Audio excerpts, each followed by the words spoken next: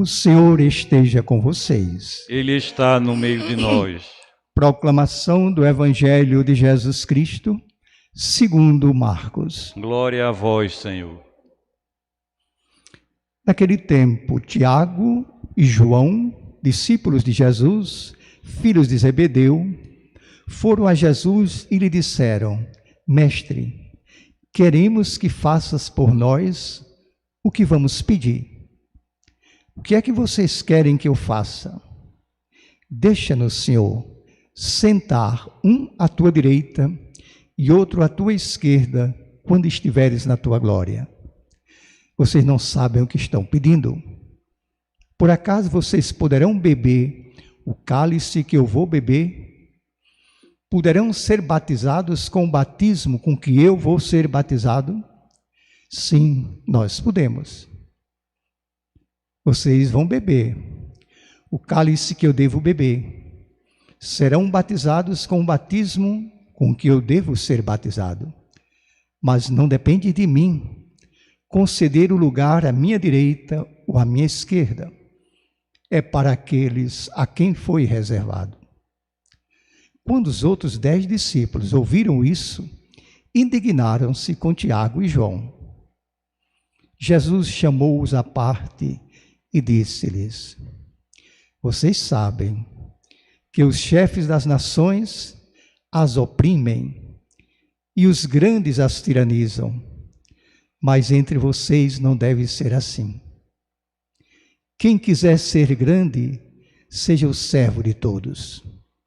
Quem quiser ser o primeiro, seja o escravo de todos. Porque o Filho de Deus não veio para ser servido, mas para servir e dar a sua vida como resgate de muitos. Palavra da salvação. Glória a vós, Senhor.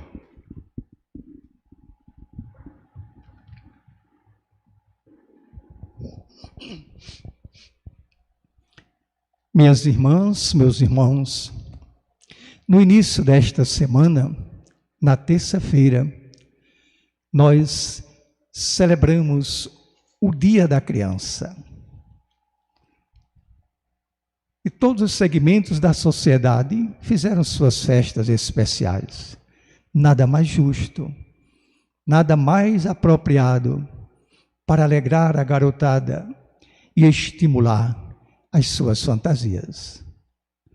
Faz algumas décadas, a Organização Nacional ou a Organização ONU do mundo inteiro, internacional das nações, promulgou um decreto oficial, Declaração Universal dos Direitos da Criança.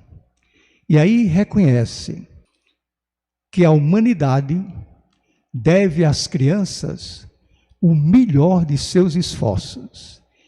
E em um dos seus artigos declara: em qualquer circunstância, a criança tem prioridade. Deve ser sempre a primeira a receber socorro e proteção. Eu invoco esse artigo para me dar o direito de falar nessa homilia sobre o tema da criança, mesmo que o Evangelho proponha outro assunto. Jesus mesmo fez delas uma referência moral para avaliar a autenticidade de nossa prática religiosa, quando disse: se vocês não se converterem e não se tornem como as crianças, vocês não terão lugar no reino de Deus. Em nome da criança, são despertados em nós os mais puros sentimentos. Não há quem não se enterneça diante da candura, da inocência, do olhar puro de uma criança. Mas é justamente por isso, por conta dessa inocência, que a sua fragilidade fica exposta. E é muito fácil de ser manipulada e explorada a serviço de outros interesses, diferentes ou mesmo contrários. à sua natureza e aos seus direitos. Qual é o primeiro direito de toda criança? O mais irrecusável, o mais inalienável, certamente é o direito de ser tratada como criança, de ser aceita como criança, de ser amada como criança. Criança não é massa de modelar adulto. Ela tem sua identidade própria e, como tal, deve ser reconhecida. Ela caminha para a sua plena realização a partir do que ela é, e não daquilo que pais ou a sociedade decidem que ela seja. Como é que nós podemos matar a originalidade das crianças para enquadrá-las nas regras estabelecidas pelos sistemas sociais, se nós mesmos não estamos nem seguros nem felizes nesse modelo de vida? O Dia da Criança coincidiu com a festa litúrgica de Nossa Senhora Aparecida. Bela coincidência. Ninguém melhor do que o coração e a visão da mãe, nada mais apropriado para falar da infância do que essa visão, do que esse coração. Elas são as mais atentas e as mais corajosas em defesa dos seus indefesos pequeninos. Ela mesma, a mãe de Jesus, enfrentou grandes dificuldades para proteger o seu filho. Ela teve que buscar refúgio no meio dos animais a fim de dar-lhe a luz, refúgio seguro, porque não havia lugar para eles nas estalagens de Belém. Ela teve de levá-lo às pressas, como um fugitivo, para uma terra estrangeira, por causa da perseguição do rei Herodes. Por outro lado, ela foi a primeira a escutar a terrível sentença de seu filho contra aqueles que exploram as crianças. Ai de quem escandalizar um desses pequeninos! Melhor seria que lhe amarrassem uma pedra ao pescoço e o jogassem no fundo do mar. Diante de uma tal declaração, confrontada com o noticiário cotidiano de abusos e maltratos contra as crianças, nós podemos acrescentar também a nossa sentença. Não existe ninguém tão vil, tão covarde na face da terra quanto aquele que abusa da fraqueza e da inocência das crianças. Nós nos acostumamos a considerar a infância como a etapa do aprendizado.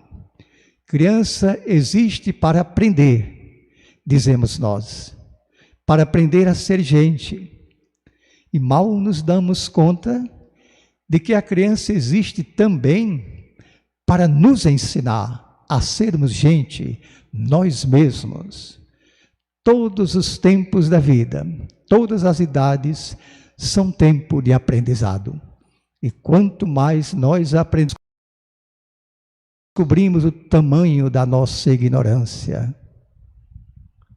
Como é que nós, então, podemos impedir isso na criança? Quando elas se põem a dizer coisas ou a fazer coisas sábias, mas do seu jeito infantil, nós rimos e nos divertimos com a sua ingenuidade, como se elas falassem sempre para divertir os adultos e não para nos dar boas e sábias lições de vida. Quantos poetas diriam com tanta beleza o que disse uma criança quando lhe perguntaram o que é alegria? E ela respondeu: alegria é um passarinho dentro da gente. Quantas dariam uma resposta tão bonita e tão simples sobre a amizade? Ser amigo é a gente com a bola aberta diante do gol, passar a bola para o outro. Que visão crítica pode ser uma lição para todos nós, daquela criança que falou assim: educação é o que o meu pai diz que eu não tenho, e nem desconfia de que foi ele que não deu.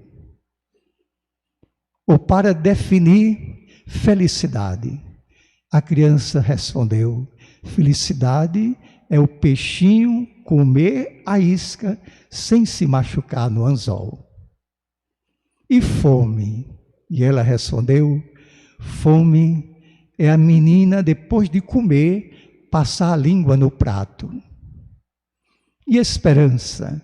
Esperança é o pedaço da gente que sabe que vai dar certo. E tristeza? Tristeza é uma menina sem pulseira, um menino sem bola, uma galinha sem pintinhos e uma bicicleta sem menino. E o amor? E ela respondeu: o amor é a gente pensar no outro, mesmo quando não está pensando em nada. Quanta sabedoria da boca de uma criança. É muito interessante ficar observando um grupo de crianças brincando. Elas entram no mundo que é criação delas mesmas. E elas veem esse mundo como algo sério, cheio de significado. Se nós rimos para elas, elas aceitam o nosso riso. Se nós zombamos das suas brincadeiras, elas fogem de nós e se escondem. É que nós crescemos, viramos adultos e perdemos a chave de abrir as portas desse mundo infantil. Preferimos observar à distância, alegramo-nos, encantamo-nos com a sua criatividade, a sua imaginação. Mas nunca mais vamos entrar nesse mundo, porque perdemos a chave para sempre, porque não queremos mais procurá-la. Para nos desculpar, dizemos que esse mundo aí das crianças é o mundo do faz de conta. Na verdade, o mundo de faz de conta é esse que nós construímos e se sustenta. De que maneira? Se sustenta com aparências, violências e desigualdades. Quando éramos crianças, ouvíamos falar da vida como um belo conto de fadas. Crescemos, ligamos a televisão e começamos a conhecer as bruxas, o fingimento, a mentira, a falsidade, a corrupção, a opressão. Com outros mestres aprendemos outras coisas. Aprendemos que é preciso competir para poder crescer na vida. Aprendemos que os humildes serão sempre perdedores.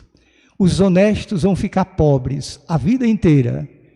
E que o amor ao próximo é uma coisa brega. E daí? Vamos deixar que pereça asfixiada a antiga criança? Não. A criança nunca morre dentro de nós. É que chega a hora na vida em que nós temos que fazer uma escolha decisiva. Ou descartar de uma vez por todas, ou recuperar aquela criatura que estava em nós na primeira infância. Voltar a ser crianças, não inocentes, porque a inocência nós perdemos para sempre. Não ingênuos, que a ingenuidade se perde no mundo de espertos, mas voltar a sermos simples, voltar a termos teimosia, coragem, rebeldia. Como a criança passa facilmente do choro para o riso em um segundo. Como ela grita, grita, grita até ter o que ela deseja. E como ela se diverte com qualquer tipo de brinquedo. além da ausência total de preconceito e discriminação. Minhas irmãs e meus irmãos, nesses tempos sombrios do coronavírus, da pandemia, nós tentamos livrar nossas crianças da visão dos temores e dos terrores do vírus, mas ficou pendente uma questão mais importante. E quando outra vez se abrir para elas e para nós este mundo, será o mesmo de antes?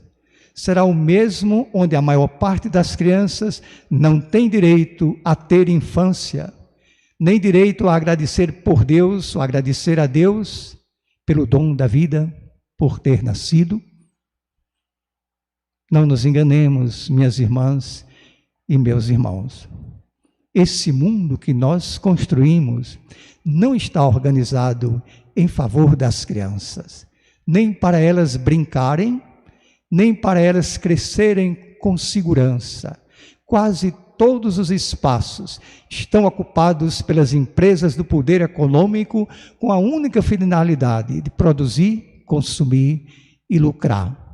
Até mesmo os parques de diversão, feitos para as crianças, não são para as crianças, porque o preço de entrada é proibitivo para a imensa maioria das nossas crianças brasileiras. Se, portanto, não nascer uma mudança excepcional a partir dessa pandemia, se for apenas fogo de palha, aquela profecia tímida inicial de que o mundo nunca mais será o mesmo, então nós perdemos um capítulo da história. E que não cesse de pesar em nossa consciência as palavras de Jesus. Se vocês não forem como criança, se vocês não se converterem e não forem simples e confiantes como as crianças, não terão lugar no reino de Deus. Amém.